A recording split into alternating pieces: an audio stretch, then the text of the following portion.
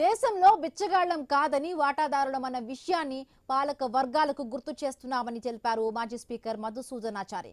జాతీయ బీసీ సంక్షేమ సంఘం నిర్వహించిన కార్యక్రమంలో పాల్గొన్నారు. సమాజంలో బీసీల సత్తా ఏంటో చూపిస్తామని వెల్లడించారు. బీసీ రిజర్వేషన్లపై హైకోర్టు స్టే విధించడంతో బీసీలకు తీరని అన్యాయం జరిగిందని బీసీ సంఘం అధినేత ఆర్ కృష్ణయ్య ఆవేదన వ్యక్తం చేశారు.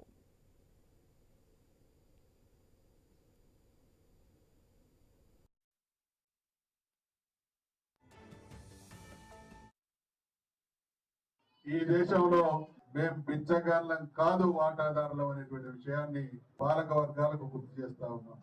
చాలా లోతైనటువంటి ఆవేదన, బలమైనటువంటి ఆందోళన. బీసీలంటే దేశంలో 2వ శ్రేణి పౌరులుగా చూడబడుతున్నటువంటి దుస్థితి కొనసాగుతా ఉన్నది.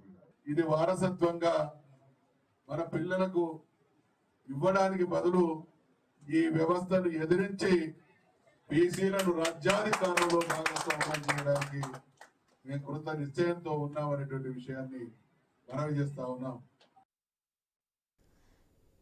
ఇప్పటికీ కూడా చాలా కులాల్లో సర్పంచ్ కాలేదు, ఎమ్మెల్యే కాలేదన్నారు మాజీ మంత్రి శ్రీనివాస్ గౌడ్. ఈ సమయం పోతే మళ్లీ రాదన్నారు. మళ్లీ బానిస బతుకులే మిగులుతాయని తెలిపారు. తెలంగాణ తరహా ఉద్యమంలా మళ్లీ పోరాడాలని తెలిపారు శ్రీనివాస్ గౌడ్.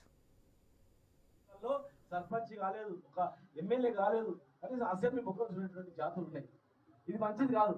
ఎందుకంటే ఇక్కడ నక్సలైట్ ఉద్యమము, సాయుధ పోరాటాలు ఎన్నో వచ్చినాయి.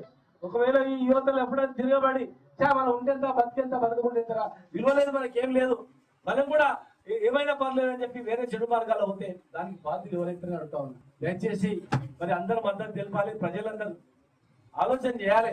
ఈ సమయం పోతే మన రాదు, గుర్తుపెట్టుకోండి. మళ్ళీ బానిస బతుకులు తప్ప ఏం రాదు.